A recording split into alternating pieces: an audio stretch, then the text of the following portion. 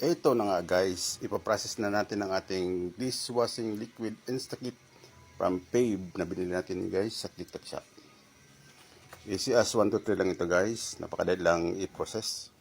Ang pack na binili natin ngayon guys is itong magkakaroon ng 6 liter yield.